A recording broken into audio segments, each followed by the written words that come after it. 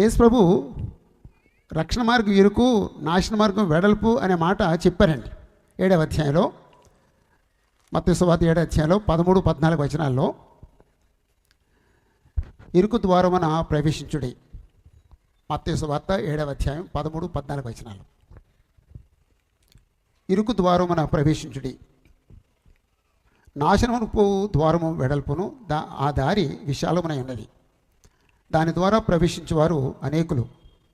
జీవమునకు పోవు ద్వారము ఇరుకును, ఆ దారి సంకుచితమునై ఉన్నది, దాన్ని కనుగొని వారు కొందరే.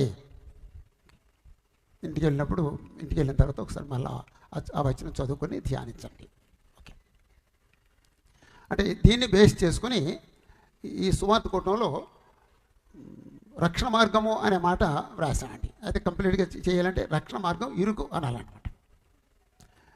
ఎందుకు ఇరుకు అని చెప్పేసి అంటే, ఈ రక్షణ మార్గంలో చాలా నియమాలు ఉంటాయి. ఆ నియమాలన్నింటినీ అనుసరించి ప్రవేశించాలంటే అది మనతో ఉండేవన్నీ అడ్డొస్తాయి. అవన్నీ తీసేస్తే ఆ త్రోవలోకి వెళ్ళగలుగుతాం. అవన్నీ తీయకుండా ఉంటే ప్రవేశించలేం. అది అంచేత నియమాలు ఉంటాయి కాబట్టి ఇరుకు. విశాలమైన మార్గం ఉంది, ఇక్కడ అక్కడ నియమాలు ఏముండవు, ఎవరిష్టానుసారం వాళ్ళు బ్రతకొచ్చు.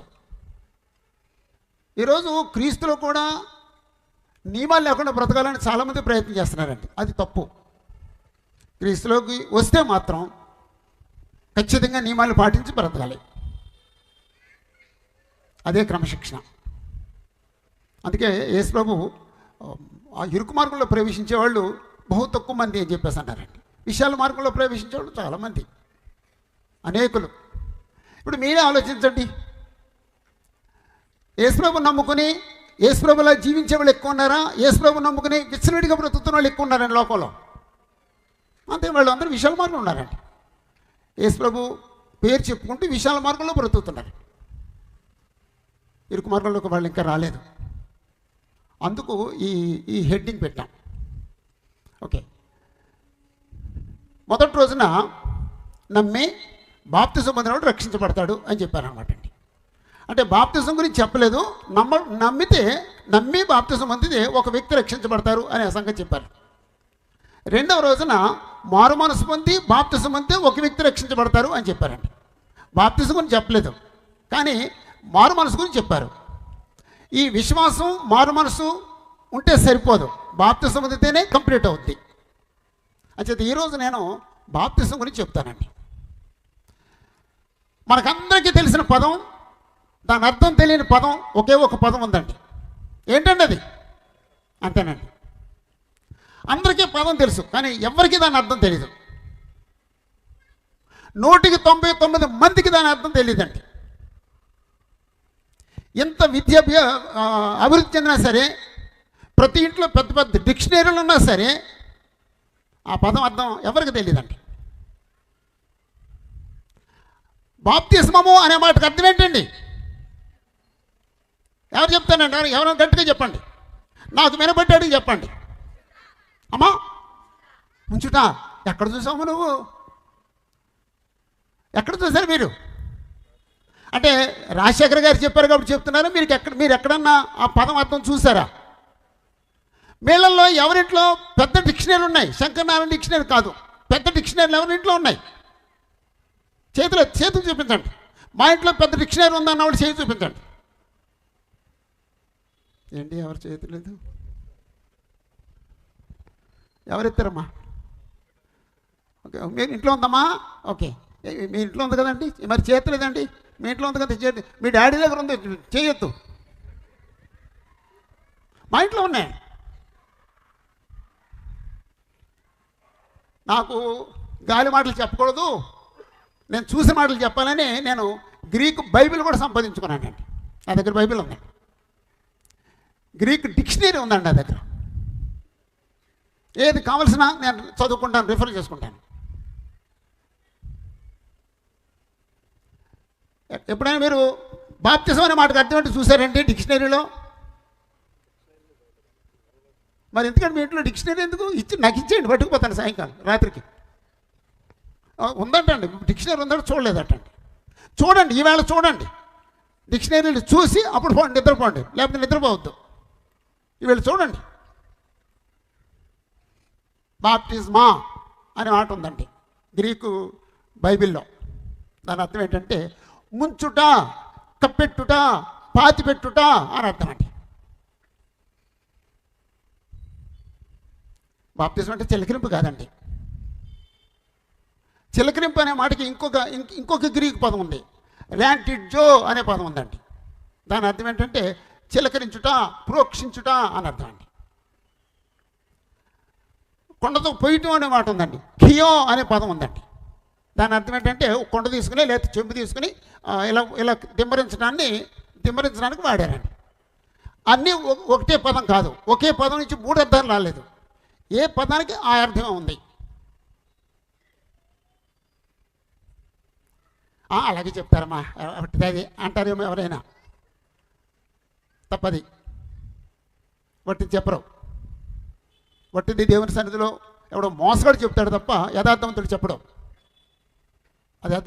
అది అబద్ధం కాదు.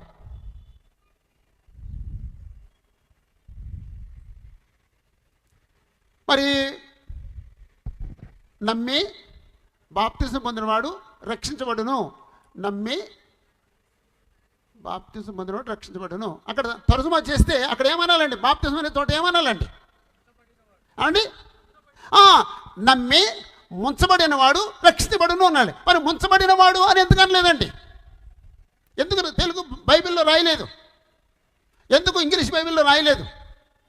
బాప్టిజో అనేదాన్ని బాప్తిస్మం అని ఇంగ్లీష్లో అని, బాప్తిస్మము అని తెలుగులని, జ్ఞానస్నానం అని అదేది తమిళ బైబిల్ అని ఎందుకు తర్జుమా చేయలేదు? ఎందుకు ట్రాన్స్లేషన్ చేయలేదు? ఎవరికైనా ఐడియా ఉందండి అండి? అప్పటికి వచ్చేసినాయండి. అది అబ్బాయి ఈయన ఎవరు ఎక్కడి నుంచి వచ్చాడు తెలియట్లేదండి. చాలా తెలుసునండి నీకు. 1600లో బైబిల్ తర్జుమా చేయబడింది. ఇంగ్లీషు కింగ్ జేమ్స్ వెర్షన్ తర్జుమా చేయబడిందట. అప్పుడు వాళ్ళు తర్జుమా చేసినప్పుడు ఏమనాలంటే డిప్ అనాలి, ఇమ్మర్స్ అనాలి, ప్లంజ్ అనాలండి. అనకుండా బాప్టిజో అనేదాన్ని బాప్టిజం అని ఇంగ్లీష్లో తర్జుమా చేశారు. ఎందుకు? అప్పటికే చిలకరింపులు వచ్చేసినాయి అనమాట అండి. అంచేత ముంచుటంటేనేమో వీళ్ళు బాధపడతారు, చిలకరింపు అంటేనేమో వాళ్ళు బాధపడతారు, మనకి ఎందుకని ఆ పదం ఇచ్చేద్దాం అన్నారండి. ట్రాన్స్లేషన్ చేయలేదటండి. ఆ పదాలు ట్రాన్స్లేట్ చేయలేదండి, తర్జుమా చేయలేదండి. అంటే ఇక్కడ కూడా మోసాలే జరిగినాయండి, ఇక్కడ కూడా అన్యాయాలే జరిగినాయండి, ఇక్కడ కూడా అబద్ధాలే జరిగినాయండి, ఇక్కడ కూడా అక్రమాలే జరిగినాయండి, ఇక్కడ కూడా మనుషులు సంతోషపరచాలే జరిగినాయండి.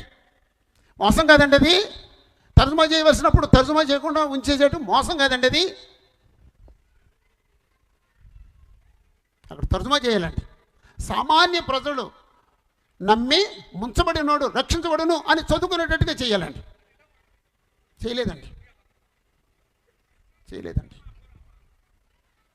అంటే ఇప్పుడు ఎంతమంది దాని కొరకు అసలు అర్థం ఏంటంటే కనుగొనే వాళ్ళు ఎంతమంది అండి? ఎవరు కనుగోరండి? అసలు మనం తినటానికే సమయం సరిపోవట్లేదండి. ఓ 24 గంటలు సరిపోవట్లేదండి తినటానికి. అంచేత ఎవరు దాని కొరకు కృషి చేయరండి.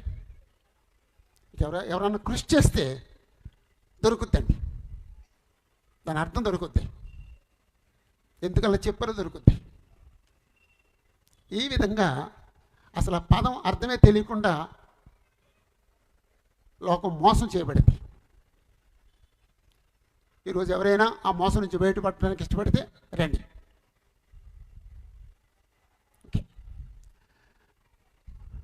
బాప్తిజం పొందితే రక్షించబడతాం. బాప్తిస్మము ఇప్పుడు మిమ్మల్ని రక్షించున్నది అనే మాట ఎక్కడో ఉంది. బైబిల్ ట్రైనింగ్ నేను చెప్పకండి, మీరు ఎవరైనా చెప్పండి. బాప్తిజం ఇప్పుడు మిమ్మల్ని రక్షిస్తుంది అనే మాట ఎక్కడో ఉందండి బైబిల్లో. ఎవరైనా చెప్తారమ్మా? బాప్తిస్మము ఇప్పుడు మిమ్మల్ని రక్షించున్నది అనే మాట ఉంది బైబిల్లో. ఎవరైనా చెప్తారండి? సరే, ట్రైనింగ్ అయిన వాళ్ళు చెప్పండి, బైబిల్ ట్రైనింగ్ అయిన వాళ్ళు చెప్పండి. ఎవరు మాట్లాడలేదండి. అంటే నేను ఒక్కడే ఉన్నాను బైబిల్ ట్రైనింగ్ అయిన వాడిని. ఓకే, 1 పేతురు 3వ అధ్యాయం 19, 21 వచనాలు. 1 పేతురు 3వ అధ్యాయం 19 నుండి.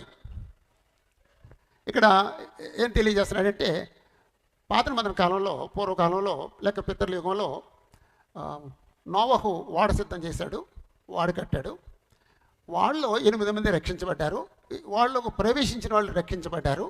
అలాగే బాప్తిసం పొందిన వాళ్ళు రక్షించబడతారు అని చెప్పాడండి. నేను చదువుతాను ఆ వచనాన్ని.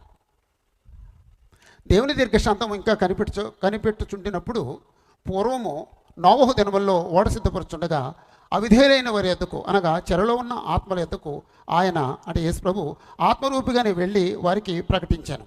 ఆ ఓడలో కొందరు, అనగా 8 మంది నీటి ద్వారా రక్షణ పొందిరి. దానికి సాదృశ్యమైన బాప్తిస్మము ఇప్పుడు మిమ్మను రక్షించుతున్నది. దేనికి ఓడకు సాదృశ్యమైన బాప్తిస్మము ఇప్పుడు మిమ్మల్ని రక్షించున్నది. మీ దగ్గర రెడ్డింగ్ పెన్లు ఉంటే గుర్తుపెట్టుకోండి, స్కెచ్ పెన్లు ఉంటే అండర్లైన్ చేసుకోండి.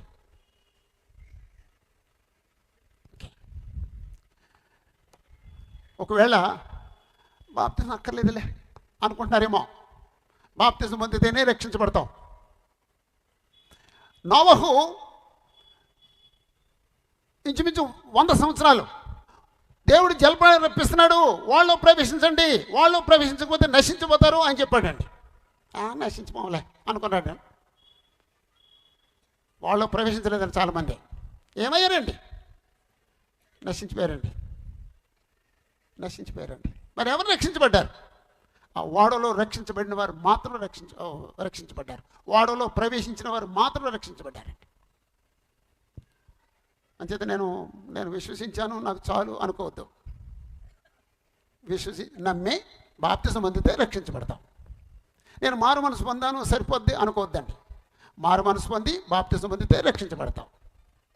మార్క్స్ వార్త 16:16లో నమ్మి బాప్తిసం పొందినప్పుడు రక్షించబడును అనే మాట ఉంది. అపోస్తలుల కార్యాలు 2వ అధ్యాయంలో 38వ వచనంలో పేతురు ప్రసంగం చేస్తూ, మీరు మారు మనసు పొంది పాపక్షమాపణ నిమిత్తము ప్రతివాడు యేసుక్రీస్తు నామములో బాప్తిసం పొందండి, అప్పుడు మీరు పరిశుద్ధాత్మ అనే వరం పొందుతారు అన్నాడండి. మీరు మారు మనసు పొంది పాపక్షమాపణ నిమిత్తం ప్రతివాడు యేసుక్రీస్తు నామములో బాప్తిసం పొందండి అలాగండి.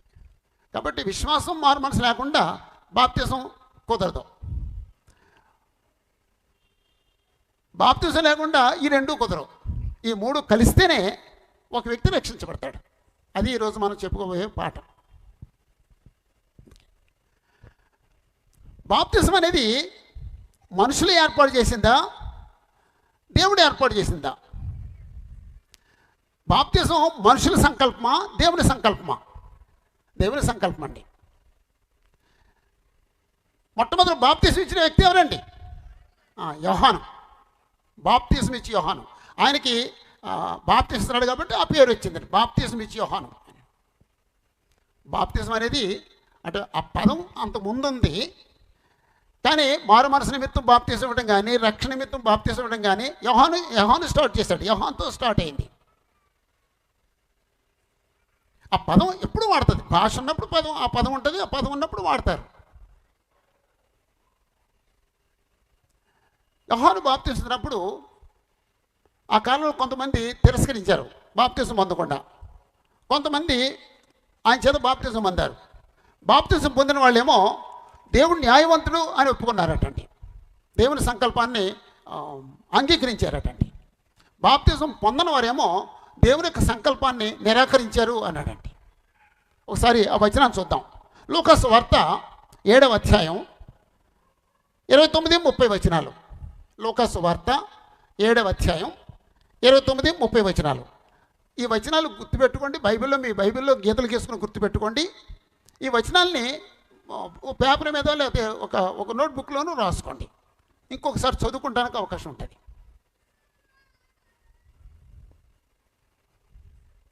బాప్తిజం పొందకపోవడం అంటే దేవుని యొక్క సంకల్పాన్ని నిరాకరించటం.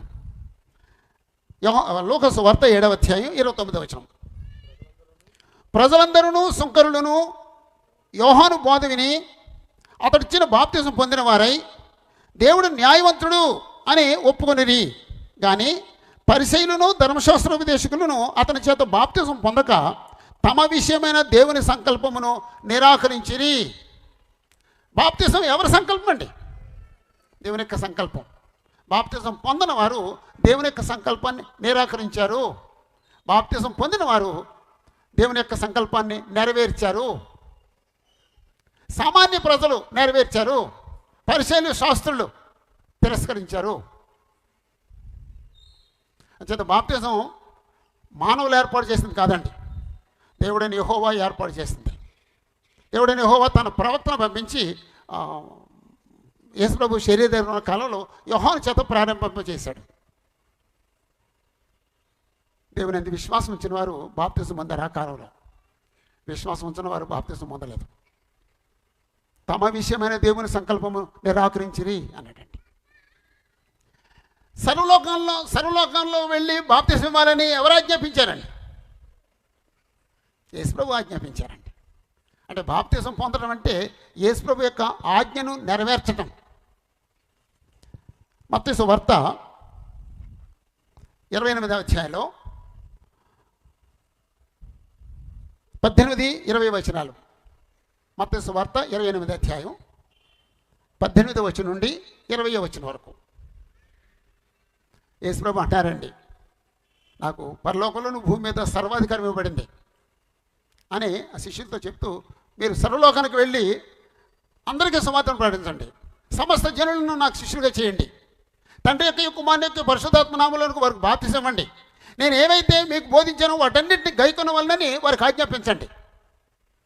అలాగండి. 18వ వచనం. అయితే యేసు వారి యొద్దకు వచ్చి, పరలోకమందును భూమి మీదను నాకు సర్వాధికారం ఇవ్వబడి ఉన్నది, కాబట్టి మీరు వెళ్ళి సమస్త జనులను నాకు శిష్యులుగా చేయండి, తండ్రి యొక్కయు కుమారుని యొక్కయు పరిశుద్ధాత్మ నామములోనికి వారికి బాప్తిసం ఇచ్చుచు, నేను మీకు ఏ సంగతులను ఆజ్ఞాపించానో వాటన్నింటినీ గైకొనండి అని చెప్పండి అని చెప్పేసి అని ఆయన 12 మంది శిష్యుల్ని సువార్తకు పంపిస్తూ ఈ విషయం చెప్పారండి. అంటే బాప్తిసం మనుషులు ఏర్పాటు చేసింది కాదు, అది దేవుడు ఏర్పాటు చేసింది, దేవుని యొక్క సంకల్పం.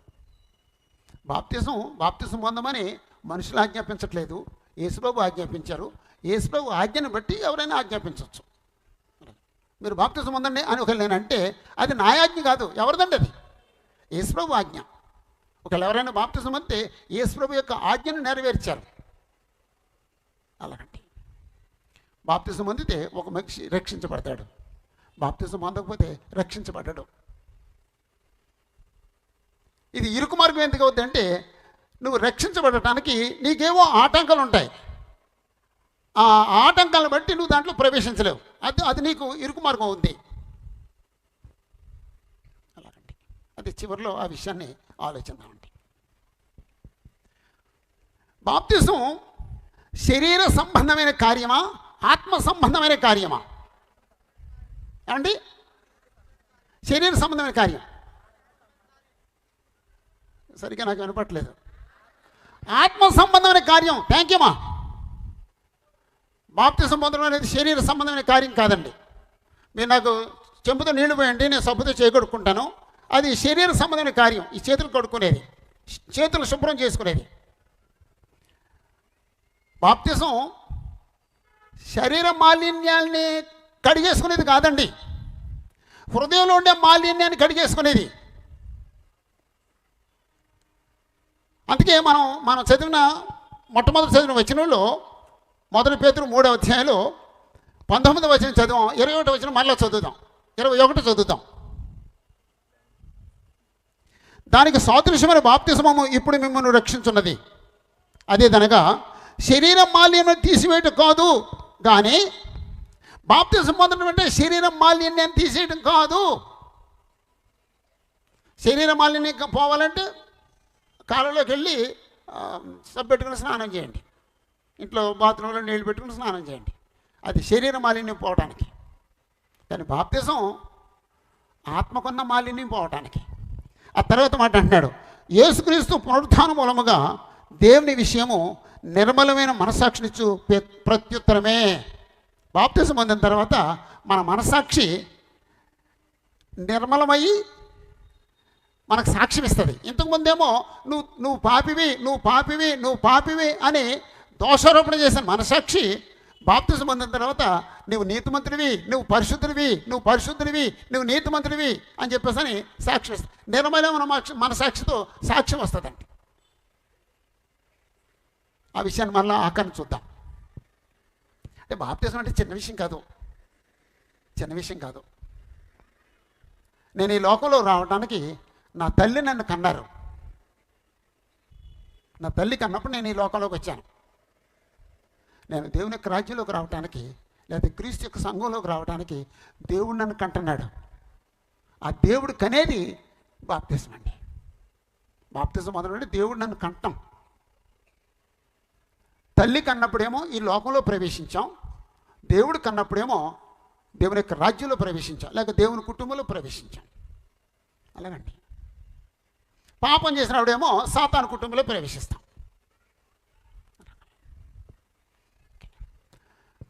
బాప్తిజం ఆత్మ సంబంధమైంది అని చెప్పి మీరు చెప్పారు. కానీ ఇంకా మనలో చాలామందికి శరీర సంబంధమైన కార్యమే అనే ఆలోచనతో శరీర సంబంధమైన అవసరాల కోసం చాలామంది బాప్తిజం పొందుతారండి. కొంతమంది గురించి చెప్తాను, నాకు తెలిసిన వాళ్ళు, నేను స్వయంగా చూసిన వాళ్ళు చెప్తాను, చూసిన వాళ్ళ గురించి చెప్తాను. ఒక అబ్బాయి ఒక అమ్మాయిని ఇష్టపడ్డాడట. ఆ అమ్మాయి ఏమో చర్చికి వెళ్ళే అమ్మాయి, గుడికి వెళ్ళే అమ్మాయి. ఆ అబ్బాయి ఏమో హిందూ అబ్బాయి. ఆ అమ్మాయి చేసుకోవడానికి ఇష్టపడ్డాడు. అమ్మాయి తండ్రి అన్నాడు, అయ్యా మరి మేమేమో నువ్వు హిందూవి, మా పాస్టర్ గారి దగ్గర తీసుకెళ్తాను రా అని చెప్పి తీసుకెళ్ళి పాస్టర్ గారు తీసుకెళ్ళారు. ఆ పాస్టర్ గారు అన్నారు, అయ్యా నువ్వు హిందూవి, మేము మా అమ్మాయిని నీకు ఇవ్వం, అయితే నీకు కావాలంటే మాత్రం నువ్వు బాప్తిజం పొందితే ఇస్తాం, మా మతంలోకి వస్తే ఇస్తాం అని చెప్పేసాను. ఆ అబ్బాయి వస్తాడా రాడండి? వస్తాడండి. రక్షణ కోసం నమ్మండి ఏమంటాడండి? నేను రానంటాడండి. అమ్మాయి కోసం నమ్మండి ఏమంటాడండి? నేను వస్తానంటాడండి. అప్పుడు బాప్తిజం పొందాడండి. ఎందుకండి? రక్షణ కోసమా అమ్మాయి కోసమా? అప్పుడు సరే ఆ పాస్టర్ గారు ఆ అబ్బాయికి బాప్తిజం ఇచ్చేశారు, పెళ్లి చేశారు. సరే తర్వాత నాలంటోడి దగ్గరికి వచ్చాడు. అయ్యా పెళ్ళికి బాప్తిజం పొందడం వాక్యానుసారం కాదు, నువ్వు మళ్ళా నా దగ్గర వాక్యం విను, నువ్వు సత్యం గ్రహించి నీకు రక్షణ కావాలంటే నువ్వు ఆలోచించు కానీ అని చెప్పి వాక్యం చెప్పాను. వాక్యం చెప్పిన తర్వాత నువ్వు నమ్మి బాప్తిజం పొందితే రక్షించబడతావంటే నేను ఎప్పుడు పొందానండి అన్నాడండి. ఎందుకు పొందాడండి? ఎంతోమంది పెళ్లి కోసం బాప్తిజం పొందిన వాళ్ళు ఉన్నారండి. పెళ్ళికి బాప్తిజం పొందితే రక్షణ రాదు, పెళ్ళికి బాప్తిజం పొందితే రక్షణ రాదు. రక్షణ కోసమే బాప్తిజం పొందాలి. రక్షణ కోసం బాప్తిజం పొందితే రక్షణ వస్తుంది. పెళ్లి కోసం బాప్తిజం పొందితే భార్య వస్తుంది, రక్షణ రాదు. మీరు ఎవరైనా పెళ్ళిళ్ళ కోసం బాప్తిజం పొందుంటే ఒకసారి ఆలోచించండి. ఓ నిరుద్యోగి ఉన్నాడు,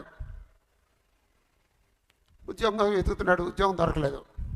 ఎవరో పాస్టర్ గారు కనపడ్డారు, ఏమయ్యా ఉద్యోగం లేదా? మా మిషన్లోకి రావయ్యా, మా జీప్ డ్రైవర్గా ఉంటే నీకు జీతం ఇస్తాం. అప్పుడు ఆయన మరి నాకు ఇవ్వండి అంటే, మరి నువ్వు బాప్తిజం పొందకుండా మా మిషన్లోకి ఎలా వస్తావు? అప్పుడు అతను బాప్తిజం ఏదో అలాంటిది పొంది అప్పుడు జీప్ డ్రైవర్ అయ్యాడు. ఎంప్లాయ్మెంట్ దొరికింది. రక్షణ వస్తుందండి? మోసం అండి ఇది. అది తను మోసం చేసుకున్నాడు ఆ కుర్రాడు. ఇంకొక ఆయన ఉన్నాడు, పేదాడు, పిల్లలు ఉన్నారు, చదివించుకోలేడు. ఎవరో సిస్టర్ గారు కనపడ్డారు, నువ్వు మా మిషన్లోకి వస్తే మీ పిల్లలకి మేము ఫీజు లేకుండా చదువు చెప్పిస్తాము అన్నారు. అలాగనమ్మా. అప్పుడు ఆయన భార్య ఏదో పొందారు, ఆ పిల్లలకి స్కూల్లో సీట్ ఇచ్చారు, చదువుకుంటారు. వాళ్ళకి రక్షణ వస్తుందండి? పెళ్లి చేసుకుంటే పెళ్లికి బాప్తిజం పొందే రక్షణ వచ్చేస్తుందా? ఉద్యోగ నిమిత్తం బాప్తిజం పొందే రక్షణ వచ్చేస్తుందా? పిల్లల చదువు నిమిత్తం బాప్తిజం పొందే రక్షణ వచ్చేస్తుందా? ఇంకా దేనికోసమైనా బాప్తిజం పొందే రక్షణ వచ్చేస్తుందా? ఒకసారి నేను ఒక ఆయనకి వాక్యం చెబుతుంటే నేను బాప్తిజం పొందానండి అన్నాడండి. ఎప్పుడు పొందావు, ఎలా పొందావు, ఎక్కడ పొందావు అని చెప్పేసి అంటే అప్పుడు నా దగ్గర బైబిల్ లేదండి, బైబిల్ ఇస్తామన్నారండి, నేను చెయ్యెత్తాను, బాప్తిజం చేసి బైబిల్ ఇచ్చారండి. అప్పుడు ఎంత బైబిల్? 60 రూపాయలండి. 60 రూపాయలు బైబిల్ కోసం బాప్తిజం పొందాడట అతను. ఇన్ని సంగతులు ఉన్నాయండి, అలాంటివి ఇన్ని సంగతులు ఉన్నాయండి. 60 రూపాయలు బైబిల్ కోసం బాప్తిజం పొందినట్టుగా నేను వాక్యం చెప్పి అతనికి, అతని భార్యకి, అతని కూతురికి నేను బాప్తిజం ఇచ్చానండి.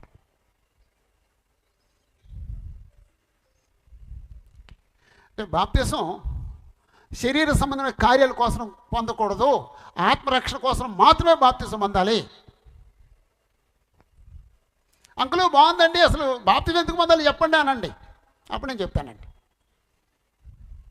మీ బైబిల్లోనే దేవుడు కొన్ని మాటలు చెప్పించాడండి, మీరు బాప్తిజం అంతే ఇది ఇస్తాను నేను అన్నారండి ఆయన. ఆ వచనాలు కొన్ని చదువుతామండి.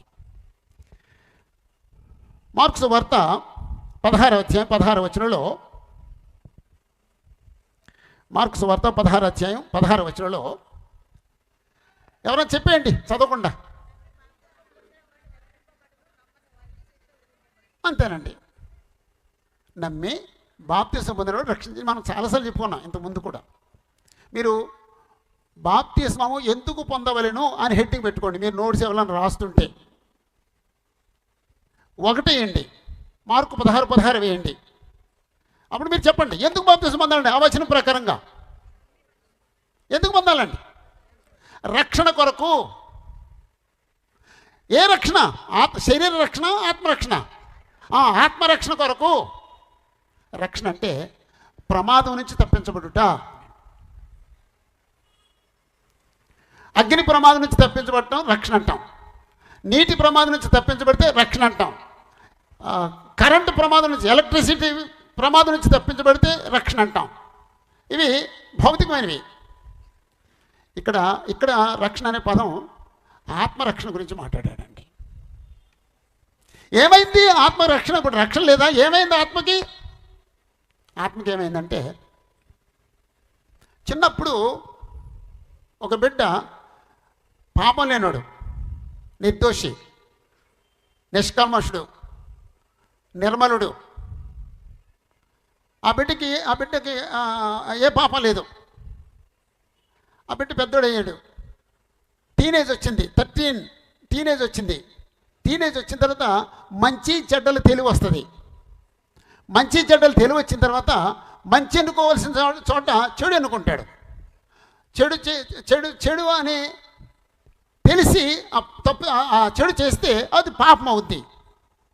చెడు అని తెలియనప్పుడు ఆ పనులు ఎన్నిసార్లు చేసినా సరే పాపం అవ్వదు, తెలిసిందని చేస్తేనే పాపం అవుద్ది. అంచేత టీనేజ్ వచ్చిన తర్వాత 13 సంవత్సరాలు దాటిన తర్వాత ఏ వ్యక్తి అయితే ఆజ్ఞను అతిక్రమించి చేయకూడని పని చేస్తాడో అప్పుడు అతను పాపి అవుతాడు. పాపం చేసిన తర్వాత దోషారోపణ వస్తుంది. పాపం చేసిన తర్వాత ఆత్మీయంగా చచ్చిపోతాడు. పాపం చేసిన తర్వాత దేవునికి దూరం అవుతాడు. పాపం చేసిన తర్వాత తన తప్పుని ఇతరుల మీద వేయటానికి ప్రయత్నం చేస్తాడు.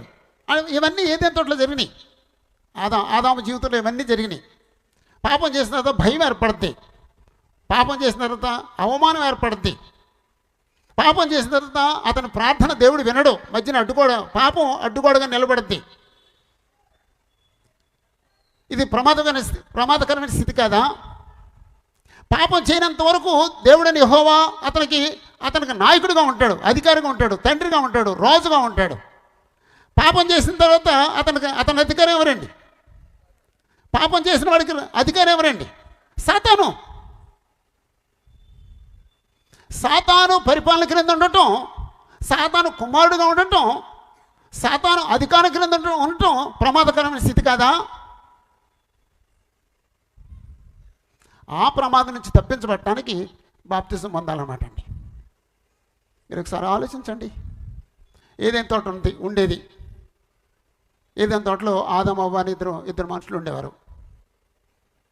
వాళ్ళిద్దరిని ఎవరు పరిపాలించారండి?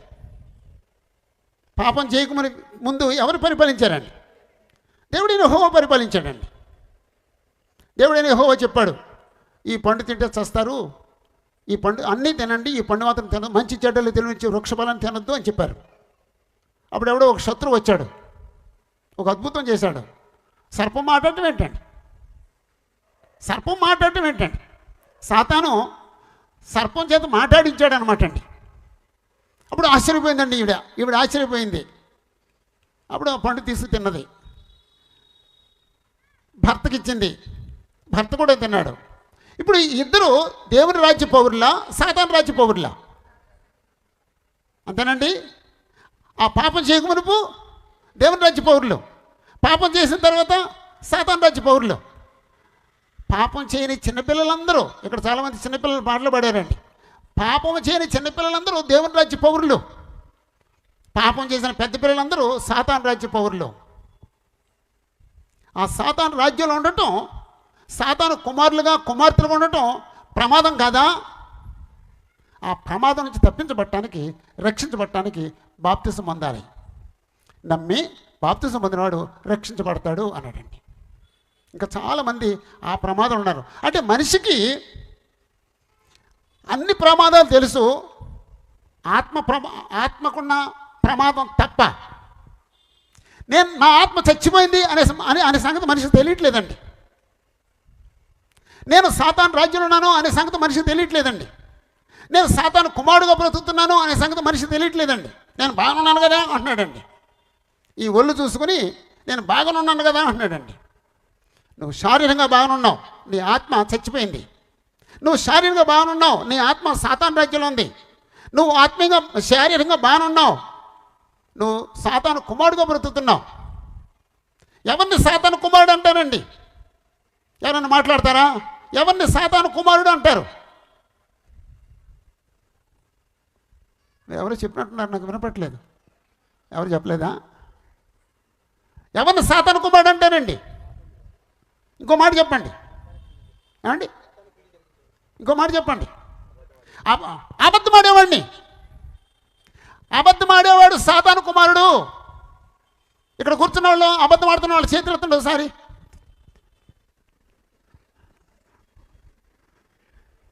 వద్దులేండి. ఒకవేళ మీరు ఎవరైనా నేను అబద్ధం ఆడుతున్నాను అని చెప్పేసి అంటే, మీరు చేయెత్తితే నేను అబద్ధం ఆడుతున్నాను అంటే మీరు ఎవరండి? సాతాను కుమారులు, దేవుని కుమారులా?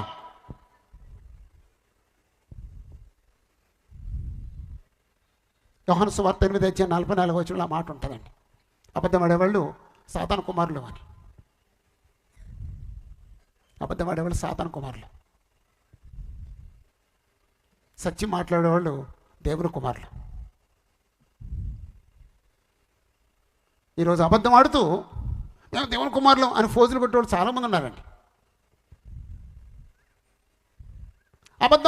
అబద్ధం మానలేమో అనే నిర్ణయానికి వచ్చిన వాళ్ళు చాలామంది ఉన్నారండి. నిజంగా మీరు ఎవరికైనా అబద్ధం మానేయాలనుకుంటే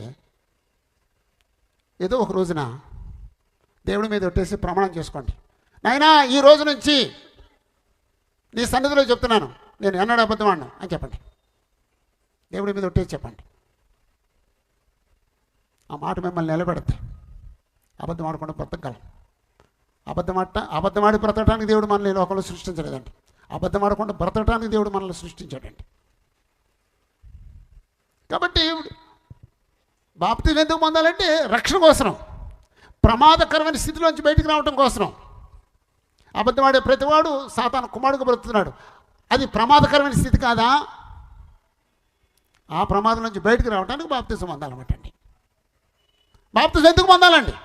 నెంబర్ 1 రక్షణ కొరకు. మార్కు సువార్త 16:16 రక్షణ కొరకు. అది మీరు రాసుకున్నారండి. 2వ వచనం రాసుకోండి. అపోస్తల కార్యాలు 2వ అధ్యాయం 38వ వచనం. అపోస్తల కార్యాలు 2వ అధ్యాయం 38వ వచనం. పేతురు ప్రసంగం చేస్తున్నాడు. పేతురు ప్రసంగం చేస్తూ మీరు మారుమనసు పొంది 38 పాప క్షమాపణ నిమిత్తం ప్రతివాడు యేసుక్రీస్తు నామములో బాప్తిసం పొందుడి. ఆ మాట ప్రకారంగా ఎందుకు బాప్తిసం పొందాలటండి? పాప క్షమాపణ నిమిత్తము, లేక పాప క్షమాపణ కోసరము. పాపాలు ఎప్పుడు పోతాయి? బాప్తిసం పొందితేనే పాపాలు పోతాయి. బాప్తిసం పొందకుండా పాపాలు పోవు. బాప్తిజం పొందకుండా పాపాలు పోవు. ఒకవేళ ఎవరైనా బాప్తిజం పొందకుండా నా పాపాలు పోయి అని భ్రమపడుతున్నారేమో, జాగ్రత్త. అది నా మాట కాదు, వాక్యం. పేతురు ప్రసంగం చేస్తున్నాడు పెంతెకొస్తు పండుగ రోజున. పరిశుద్ధాత్మ పొంది ఆత్మచేత ప్రేరేపించబడి ఈ మాట చెప్తున్నాడు, మీరు మారు మనసు పొంది పాప క్షమాపణ నిమిత్తము ప్రతివాడు యేసుక్రీస్తు నామములో బాప్తిజం పొందండి. మీరు మారు మనసు పొందండి, పాప క్షమాపణ నిమిత్తం ప్రతివాడు యేసుక్రీస్తు నామములో బాప్తిజం పొందండి.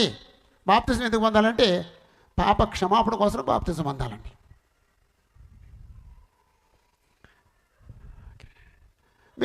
మీకు పౌలు రక్షించబడటం మీకు ఐడియా ఉందండి? అప్పొస్తలుల 9వ అధ్యాయం ఉంటుంది. సౌలు రక్షించబడటం ఐడియా ఉంది కదా? ఓకే.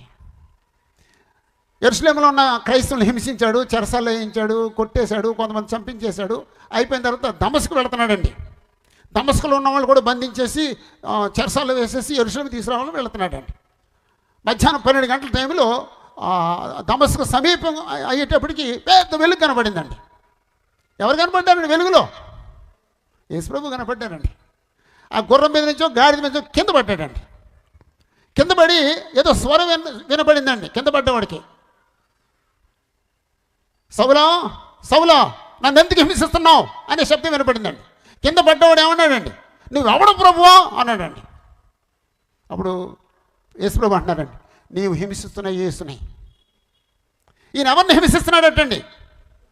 యేసుప్రభుని హింసిస్తున్నాడట. యేసుప్రభుని హింసిస్తున్నాడా? సంఘాన్ని హింసిస్తున్నాడా? సంఘాన్ని హింసిస్తున్నాడండి. సంఘాన్ని హింసించడం అంటే ఎవరిని హింసించడం? యేసుప్రభుని హింసించడం. సంఘాన్ని దూషించడం అంటే యేసుప్రభుని దూషించడం. సంఘాన్ని నిర్లక్ష్యం చేయడం అంటే యేసుప్రభుని నిర్లక్ష్యం చేయటం. సంఘాన్ని హింసిస్తున్నాడండి. అంటే ఎవరిని హింసించాడంటే యేసుప్రభుని హింసించాడటండి. అప్పుడు యేసుప్రభు చెప్పారండి, నువ్వు దమస్కు వెళ్ళు, తిననేది అనబడిన వీధికి వెళ్ళు, నువ్వేం చేయాలని తెలియజేస్తాను. అప్పుడు 3 రోజులు ఉపవాసం ఉన్నాడటండి. 3 రోజులు ప్రార్థన చేశాడటండి. యేసుప్రభుని చూశాడా? చూశాడు. 3 రోజులు ఉపవాసం ఉన్నాడా? ఉన్నాడు. 3 రోజులు ప్రార్థన చేశాడా? చేశాడు. అప్పుడు 3 రోజులు అయిన తర్వాత అననీయ అనే ఒక సహోదరుడు వచ్చాడండి. యేసుప్రభు ఆయనతో మాట్లాడి ఆయన పంపించాడు అనమాట అండి. ఇంకా అదంతా చెప్పట్లేదు, మీరు ఇంటికి వెళ్ళిన తర్వాత ఎప్పుడైనా 9వ అధ్యాయం ఎప్పుడన్నా చదవండి. అప్పుడు అననీయ వచ్చి అంటున్నాడు, సౌలా సహోదరుడా, ఇక ఆలస్యం చేయడం ఎందుకు, ఇక తడవ చేయడం ఎందుకు, లేచి ఆయన నామమును బట్టి ప్రార్థన చేసి బాప్తిజం పొంది ఈ పాపాలు కడిగేసుకో. అంటే బాప్తిజం పొందితేనే పాపాలు కడిగివేయబడతాయి. యేసుప్రభు చూస్తే పాపాలు కడిగివేయబడవు. మారుమనసు పొందితే పాపాలు కడిగివేయబడవు. ప్రార్థన చేస్తే పాపాలు కడిగివేయబడవు. మరి ఎప్పుడు కడిగివేయబడతాయండి? బాప్తిజం పొందితేనే పాపాలు కడిగివేయబడతాయి. అప్పుడు సౌలు బాప్తిజం పొందాడండి. అప్పుడు పాపాలు కడిగివేయబడ్డాయి. సౌలు వెంటనే బాప్తిజం పొందాడా లేకపోతే డిసెంబర్ 31 పొందుతానన్నాడా? మరి చాలామంది పరిగమలలో డిసెంబర్ 31 వరకు కనిపెడతానండి. ఎంత తప్పండి అది. ఇప్పుడు నా చేతికి మురికైంది, డిసెంబర్ 31 కడుక్కుంటాను, ఇప్పుడే కడుక్కుంటానా? నా కాలుకి పెంట అయింది, ఇప్పుడే కడుక్కుంటానా డిసెంబర్ 31 కడుక్కుంటానా?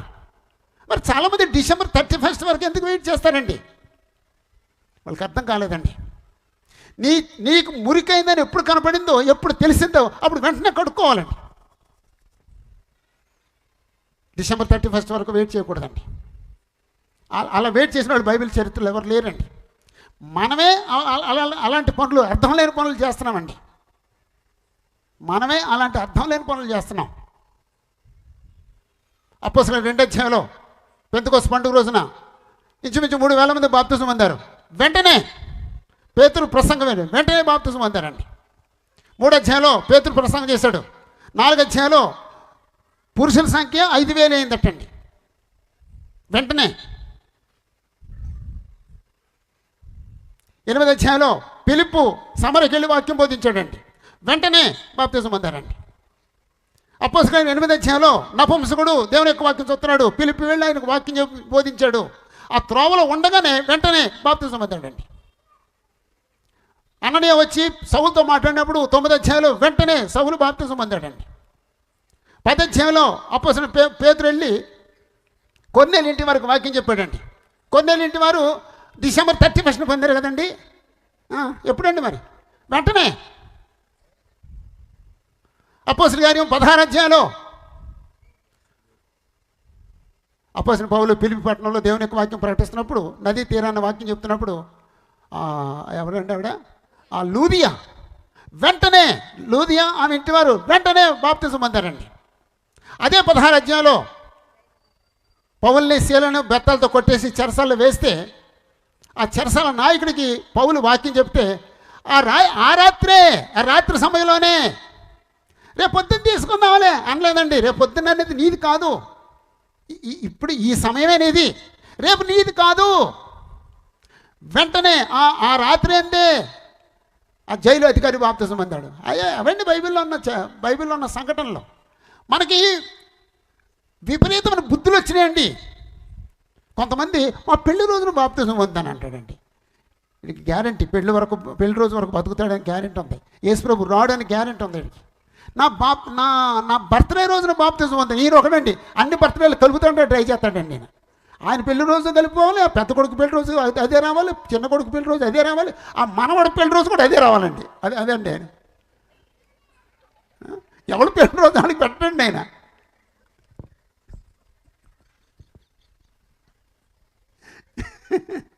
కొంతమందికి సంగతి తెలిసిపోయింది వేస్తున్నారు.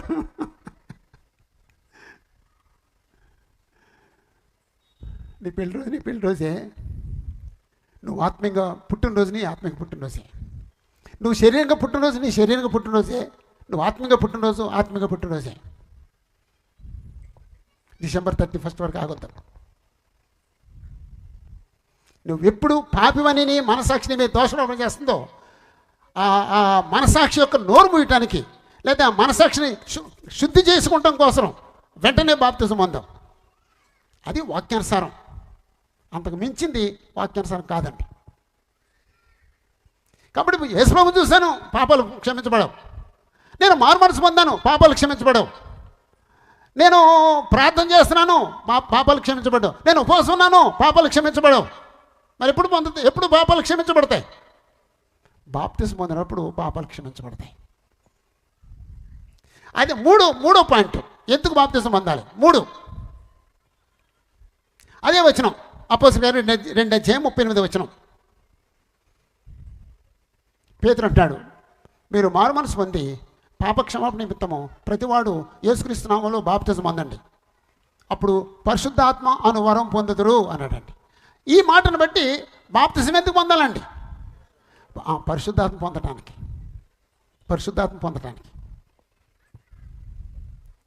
బాప్తిజం పొందకుండా పరిశుద్ధాత్మ రాడండి.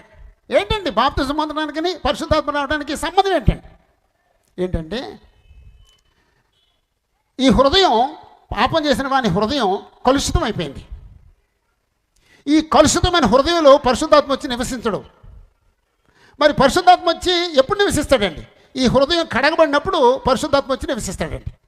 ఈ హృదయం ఎప్పుడు కడగబడుద్దండి? బాప్తిజం పొందినప్పుడు కడగబడుద్ది. అంటే బాప్తిజం పొంది హృదయాన్ని కడిగేసుకుంటే అప్పుడు పరిశుద్ధాత్మ వచ్చి మన హృదయంలో నివసిస్తాడు. ఇప్పుడు ఎవరైనా మన చుట్టాలు వస్తున్నారంటే మనం ఇల్లు శుభ్రం చేసుకుంటాం. మరి పరిశుద్ధాత్మ వస్తున్నాడంటే ఏమి శుభ్రం చేయాలండి? హృదయాన్ని శుభ్రం చేయాలి. హృదయం ఇప్పుడు శుభ్రం అవుద్ది, బాప్తిజం పొందినప్పుడు శుభ్రం అవుద్ది.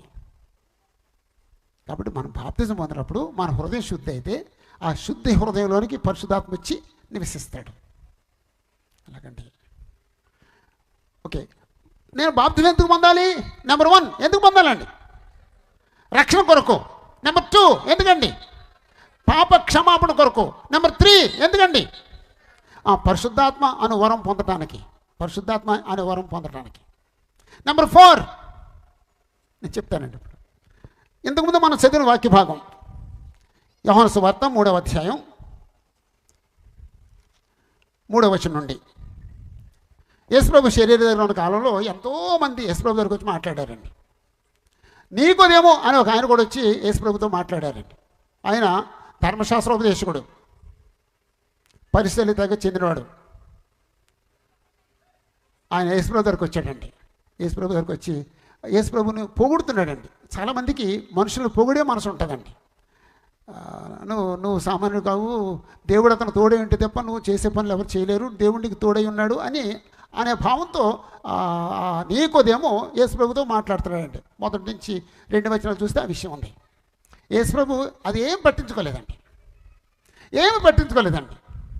యేసుప్రభు చెప్పాలనుకున్నది మాత్రం చెప్పాడు. యేసుప్రభు ఏం చెప్పాలనుకున్నారు? ఒకడు క్రొత్తగా జన్మిస్తే తప్ప అతను దేవుని యొక్క రాజ్యాన్ని చూడలేడని నీతో నిశ్చయంగా చెప్తున్నాను. ఒకడు క్రొత్తగా జన్మిస్తే తప్ప దేవుని యొక్క రాజ్యాన్ని చూడలేడు. ఒకడు క్రొత్తగా జన్మించాలి అన్నాడు. క్రొత్తగా జన్మించడం అంటే బాప్తిసం పొందడం గురించి. అంటే బాప్తిసానికి ఇంకో పదం ఉంది, క్రొత్తగా జన్మించటం. క్రొత్తగా జన్మించడం అనే మాట ఎందుకు వాడానండి? పాత జన్మ ఏదండి, ఇంతకుముందు జన్మ ఏదండి? అమ్మ నన్ను కన్నది, అది ముందు జన్మ. ఇప్పుడు రెండో జన్మ ఏదండి? క్రొత్త జన్మ ఏదండి? దేవుడు నన్ను కంటాడు, అది రెండో జన్మ. బాప్తిసాన్ని క్రొత్త జన్మ అనే పదంతో పిలిచాడండి. నేను బాప్తిసం పొందలేదు, నేను క్రొత్తగా జన్మించానా? లేదండి. బాప్తిసం పొందితేనే క్రొత్త జన్మ, బాప్తిసం పొందితేనే దేవునికి పుట్టాను. అప్పుడు క్రొత్తగా జన్మిస్తే దేవుని యొక్క రాజ్యాన్ని చూస్తావు, లేక దేవుని యొక్క రాజ్యంలో ప్రవేశిస్తావు. క్రొత్తగా జన్మించకపోతే దేవుని రాజ్యంలో ప్రవేశించవు అన్నాడండి. అక్కడ 4వ పాయింట్ క్రొత్త జన్మ అని రాసుకోండి. 4వ పాయింట్ క్రొత్త జన్మ.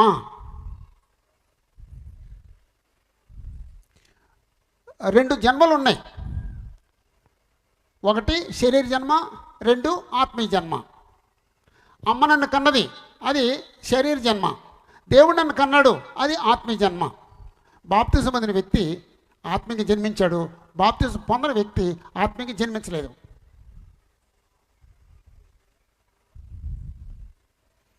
ఐదో పాయింట్ అదే వచనం.